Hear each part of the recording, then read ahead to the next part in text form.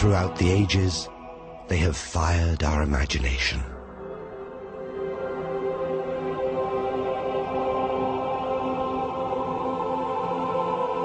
They are guardians there to protect and advise us.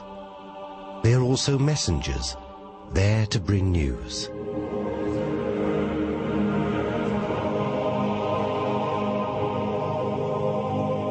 In the Bible, they deliver one of the most important messages of all: the birth of Jesus Christ.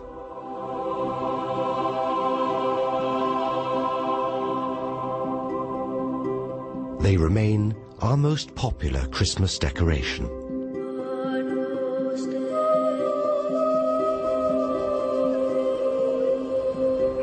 And in other religions they play a central role and have provoked centuries of argument and debate.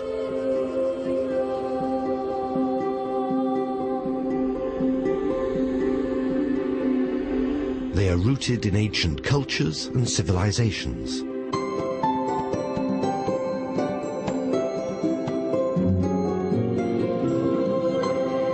In our modern soul-searching age, new faiths have emerged, devoted to them.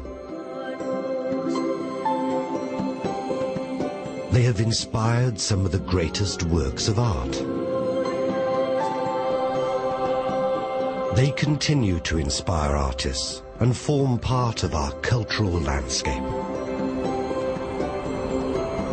Let your imagination take flight with angels.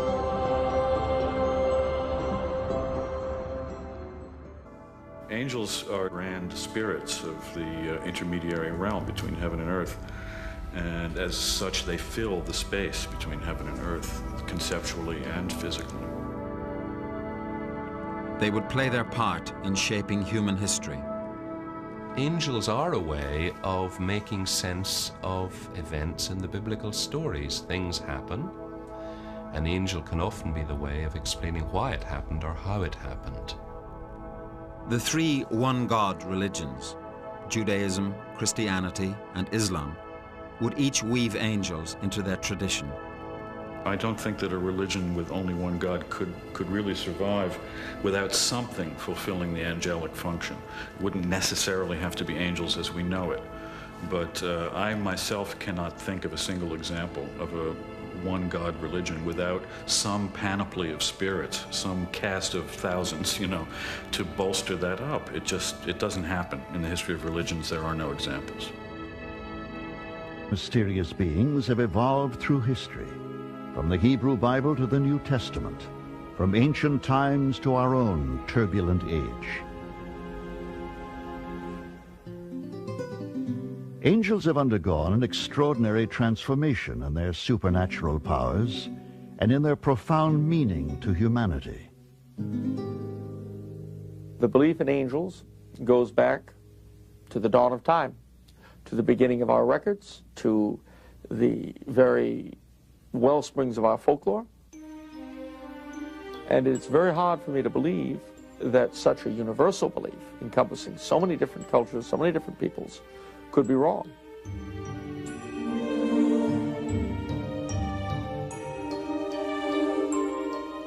Where and how angels were created remains a mystery.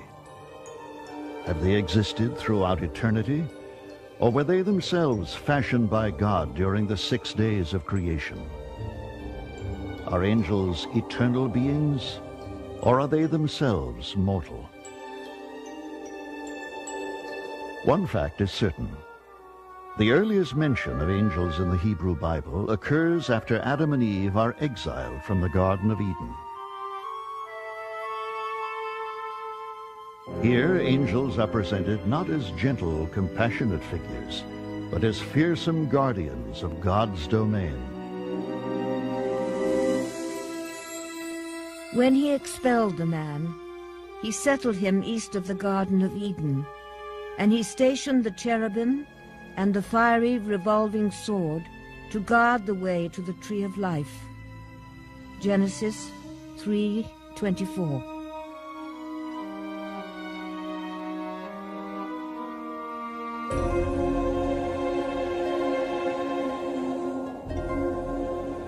Soon after the first appearance of angels, they are shown as having a relationship with mankind which is far more carnal than spiritual. In one passage in the Bible, an incident is described which puzzles scholars to this day.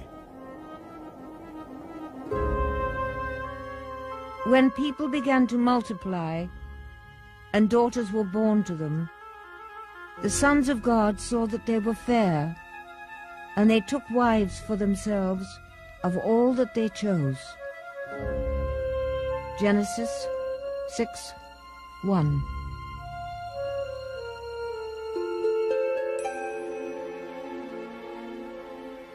Do angels have sex?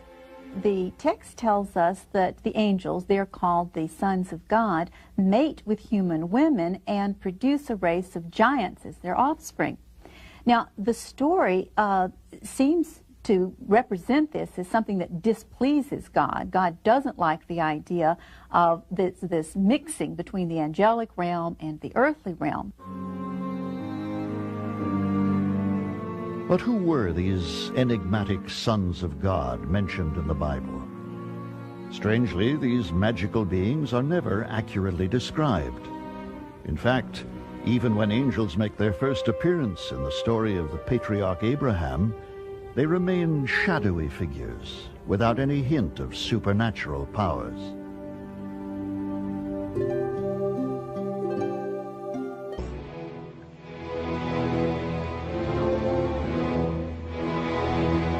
The Gospels tell us that angels are present at the crucifixion and the resurrection. They frame Jesus' life on earth.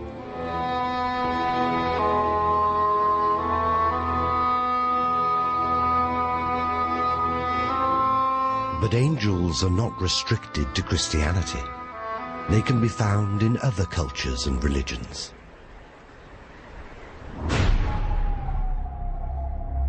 Gods and spirits in early civilizations were frequently portrayed with non-human characteristics, as animals with horns, with wings.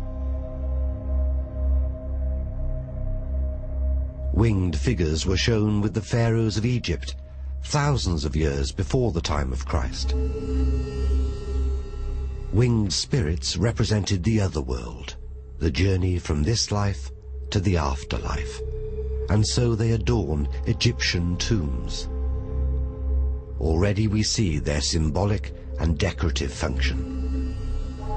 From the ancient civilizations of Egypt and the Near East, they passed into other cultures. In the Greek and Roman world, depictions of winged beings really took flight. Greco-Roman culture was full of semi-divine beings who resembled, at least to look at them, our familiar angels. Nike, the winged symbol of victory. Eros, a winged child with bow and arrow. What is Hermes, the winged messenger of Greek myth, but not an angel with flying shoes?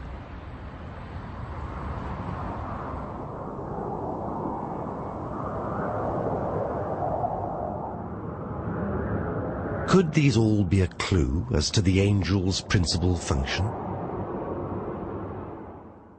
Well, the Hebrew word that's used for angel, the root is malach, which means a messenger. For example, one of the prophets of the Old Testament is called Malachi. That simply means my messenger. That's translated into Greek as angelos and into Latin as angelus, and so we get angel. The very root of the word tells us that this is perhaps the angel's most important function, as a messenger. Great Spirit, we ask for your love, your light. Today, angels are no longer restricted to organized religion. We ask for the room to be filled with angels. In some cases, they have bypassed religion altogether. Angel group meetings provide a new form of belief. Smell their fragrance, and most of all, know that they are here. Some are scornful of this modern-day spirituality, but there are countless stories of guardian angel rescues, warnings, and interventions. Angels are even said to have averted car crashes. I heard a voice say to me that we had to move from the fast lane into the slow lane. We were starting to go through the tunnel. Then we actually noticed there was a car that had stopped across both lanes. Now, we couldn't see that from where we were, but the angels could see, and they knew that had we been in that lane, travelling at the speed we were, well, I probably wouldn't be here to relay this story to you. I've seen angels and felt angels since I was about a 3-year-old. Yes. Never, ever doubt your angels are always with you. That's right. Always. As a human being, we need to have a reason for something. Maybe it's a scientist in us. We want to know that things can't just happen by coincidence, because if everything is a coincidence, then we have no control. If there's something there that we can ask for and that will bring help when we need it, then that gives us a comfort. Everybody needs to talk to their angels. The modern angel is a protector, a friend.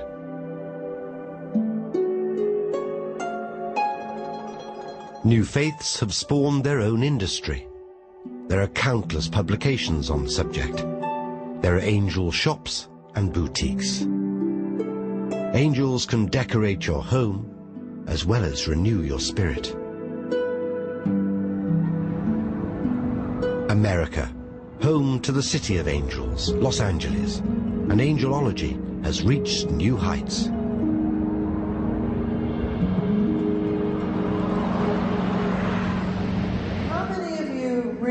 Get it. Here, mass angel seminars are held, where psychics use the power of angels to heal and cleanse.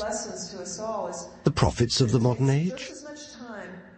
Oh, angels are absolutely real. I have no doubt. As a clairvoyant, I see them around every single person.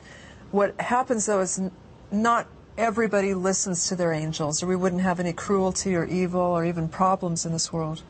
My work involves writing the messages I get from the angels, and then I give workshops where I teach people that angels are real and do something called angel therapy, which involves helping people to release their fears, release toxins from their body and their mind, and just generally to feel better with the help of the angels. The idea of a protecting God is an ancient one. The Greeks believed that each person was assigned a protector for life at birth.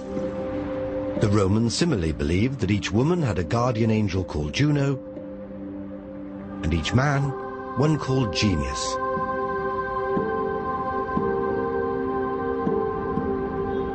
Jewish tradition has it that each person is accompanied through life by 2 angels, a good angel to guide them and a bad one to tempt them.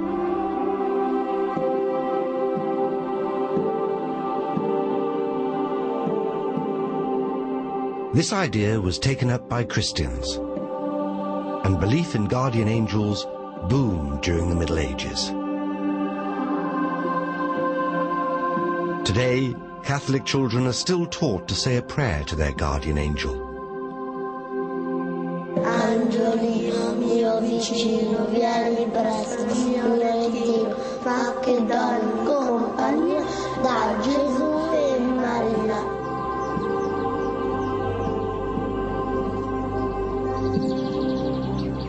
In the modern age, the idea of the guardian angel, the comforting angel, has become the most popular one. Angels adorn headstones in our cemeteries. They accompany us from this world to the next. A troop of angels. Their backs were to us, the British, and they faced the Germans with outstretched wings and arms. The shelling just stopped. We were able to escape.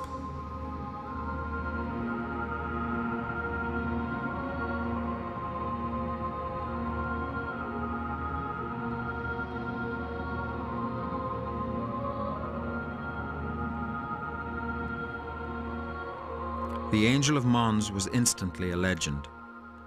The British press busied itself debating whether or not it was an invention meant to prove that God was on the side of the Allies. Scientists tried to explain it. Germans were blamed for creating it to distract the British soldiers. The event became part of the propaganda war. But the story wouldn't go away. Whatever happened at Mons with the angel, even if it was a hoax to begin with, something happened.